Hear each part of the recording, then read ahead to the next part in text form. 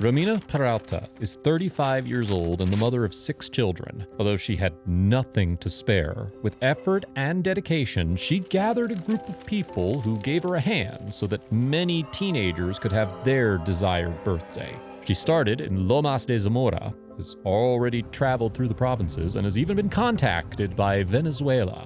Jamina, Luciana, Rocchio, Jomara, and Priscilla. All these teenagers have 2 things in common. The first is that they're 15 years old, and the second is that they're going to fulfill their dream of having the much-desired party thanks to Romina, a neighbor from Lomas de Zamora, Buenos Aires, who does not look the other way. Romina Peralta is 35 years old, a mother of 6 children, and works as a sweeper in the municipality. At 15, she dreamed of having her birthday party, but everything was cut short when her parents separated. She always dreamed of fulfilling that wish for her daughter, and when she was able to celebrate it, she realized how difficult it was. No matter how simple you want to make it, it's complicated. Everything costs a lot. The clothes, the dress, the food, and even if there are only 20 people, it's a huge expense. I had a job, and it was just enough, but I lacked a lot of things. It's impossible for a mother with many children or who does not have the financial means to do it, she said in an interview with TN. Now, how did the idea of celebrating 15th birthday parties come up? Romy, as everyone calls her, lives in the Santa Catalina neighborhood and knows her neighbors really well. In a context where salaries are below inflation and prices do not stop rising, collecting a paycheck implies devoting it entirely to paying bills and buying food. Sometimes not even that. That's why, in 2018, he decided to open a community dining room called Jóvenes hacia el Futuro, where every day he feeds dozens of neighbors. It was there when the spark arose that ignited his desire to carry out this particular work. We met Jamina's mother, the first girl we helped. They come from a very humble family. The father had had a stroke and was very ill.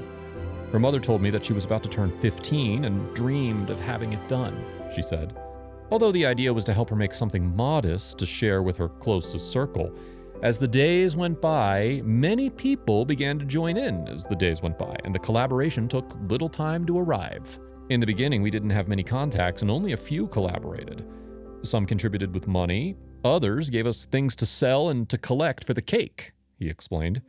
Half of the birthday was underway, but the most important thing was missing: the dress. I sent messages everywhere to thousands of pages selling dresses. And nothing until a lady from Lomas de Zamora answered and offered us a dress. I had asked her for one with flaws that we could fix later, but she told me to take her to try on the one she liked the most and take it with her, she said. That was how this woman left them a dress that had a value of 40,000 pesos for 4,000 pesos. She took a beautiful 3-piece dress, Romy recalled. The day of the party finally came. My cousin offered to take her in the car. We went to the Mataderos Square and took pictures of her with the cell phone. We were able to fill Jamina's dream, she said happily. More requests continued to come in, but the pandemic slowed them down. When she resumed her activity, she was again inundated with requests. She had posted in a neighborhood group saying she was organizing birthdays for girls who could not afford it. When I made the publication, I made it clear that it was for girls from Loma, but it went viral everywhere. And I even received letters from Venezuela, Romy recalled. Luciana was the quinceañera who inaugurated the post-pandemic birthday parties. We started up again, and I published in several places that we were organizing Solidarity Quinceañera parties. I put a CBU and made it clear that everyone helps with whatever they can. If someone says to me, look, I can collaborate with 100 pesos. For me, it's a lot because it means 2 souvenirs, she said. More and more contributions poured in, and the dream party arrived again. The girls happily entered their birthdays and enjoyed themselves with their family and friends. On October 29th, Rocchio, a girl from Villa La Madrid, a Boca fan who dreams of entering her party in a big dress, will have her birthday on October 29th. We have almost everything for her. We're missing the food, but we did raffles. We bought things: candy bar furniture, souvenirs, dress, hairstyle, cake, photography. A girl from Banfield offered to do her nails, all in solidarity from the heart, she explained. We have a list for January, February, March, and April. My husband asks me, Romy, I don't know how you're going to do it. The idea is to gather many godparents. We know that everyone's pocket's tight, but what each one can do is enough. On December 13th, she travels to Cordoba. I'm going to take the dress and the gifts I can gather to a girl who's hospitalized because she has bone cancer, and they're going to celebrate her 15th birthday there, she said, without much detail because it's all a surprise. Xiomara's birthday is January 3rd. Her parents passed away and her aunt was left in charge. She does everything she can to raise her with love, but does not have enough money for the party. On February 17th, another one joined her.